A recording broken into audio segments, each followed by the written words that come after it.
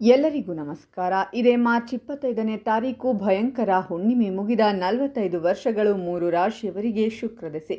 ಆಂಜನೇಯ ಸ್ವಾಮಿ ಕೃಪೆಯಿಂದ ರಾಜರಂತೆ ಜೀವನ ನಡೆಸುತ್ತೀರಾ. ಹಾಗಾದರೆ ಅಂತಹ ಅದೃಷ್ಟವಂತ ರಾಶಿಗಳು ಯಾವುವು ಅಂತ ನೋಡೋಣ ಬನ್ನಿ.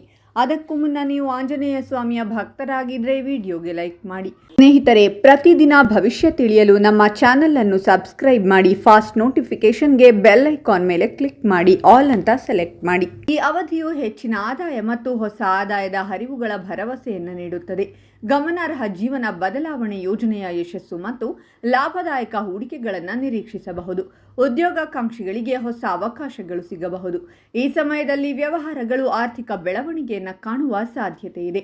ಈ ಅವಧಿಯು ನಿಮ್ಮ ವೃತ್ತಿಪರ ಮತ್ತು ವ್ಯವಹಾರ ಚಟುವಟಿಕೆಗಳಲ್ಲಿ ಗಮನಾರ್ಹ ಪ್ರಗತಿಯನ್ನು ನೀಡುತ್ತದೆ. ಪಿತ್ರಾರ್ಜಿತ ಆಸ್ತಿಯಲ್ಲಿ ಏರಿಕೆಯಾಗುವ ಸಾಧ್ಯತೆಯೂ ಇದೆ.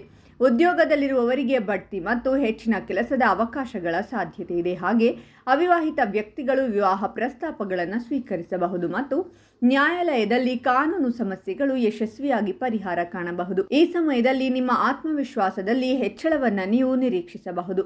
ಈ ಸಮಯವು ಪ್ರಯೋಜನಕಾರಿ ಹೊಸ ಸಂಬಂಧಗಳಿಗೆ ಕಾರಣವಾಗಬಹುದು.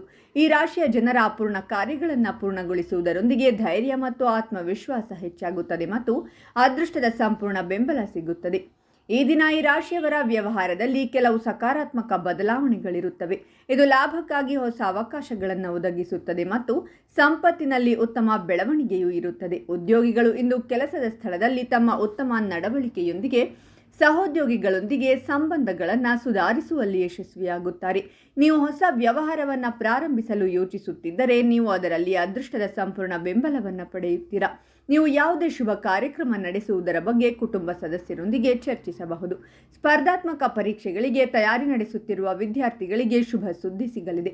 ನೀವು ಪಿತ್ರಾರ್ಜಿತ ಆಸ್ತಿಯನ್ನು ಪಡೆಯುವ ಸಾಧ್ಯತೆಗಳಿವೆ ಮತ್ತು ಕುಟುಂಬದ ಸಂಪೂರ್ಣ ಬೆಂಬಲ ಮತ್ತು ಪ್ರೀತಿ ಸಿಗಲಿದೆ. ದೂರದ ಸಂಬಂಧಿಗಳಿಂದ ನೀವು ಒಳ್ಳೆಯ ಸುದ್ದಿಯನ್ನು ಪಡೆಯುತ್ತೀರಾ ಮತ್ತು ಸಹೋದರರ ಸಲಹೆಯೊಂದಿಗೆ ಮಾಡಿದ ಕೆಲಸದಲ್ಲಿ ನೀವು ಖಂಡಿತವಾಗಿಯೂ ಯಶಸ್ಸನ್ನು ಪಡೆಯುತ್ತೀರಾ.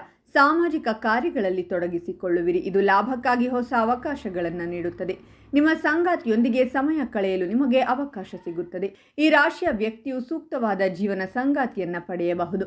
ಷೇರು ಮಾರುಕಟ್ಟೆಗೆ ಸಂಬಂಧಿಸಿದ ಜನರು ಉತ್ತಮ ಲಾಭಗಳನ್ನು ಪಡೆಯಬಹುದು. ರಾಶಿಯ ಜನರು ಆಸ್ತಿ ಅಥವಾ ವಾಹನಗಳನ್ನು ಸಹ ಖರೀದಿಸಬಹುದು. ಹಾಗಾದರೆ ಇಷ್ಟೆಲ್ಲ ಅದೃಷ್ಟ ಫಲಗಳನ್ನು ಪಡೆಯುತ್ತಿರುವ ರಾಶಿಗಳು ಯಾವುವೆಂದರೆ ತುಲಾ ರಾಶಿ, ವೃಶ್ಚಿಕ ರಾಶಿ ಮತ್ತು ಧನಸ್ಸು ರಾಶಿ. ಇವುಗಳಲ್ಲಿ ನಿಮ್ಮ ರಾಶಿ ಇದ್ದರೂ ಇಲ್ಲದಿದ್ದರೂ ಓಂ ಆಂಜನೇಯಾಯ ನಮಃ ಅಂತ ಕಾಮೆಂಟ್ ಮಾಡಿ. ಈ ವಿಡಿಯೋವನ್ನು ಲೈಕ್ ಮಾಡಿ ಮತ್ತು ಎಲ್ಲರಿಗೂ ಶೇರ್ ಮಾಡಿ.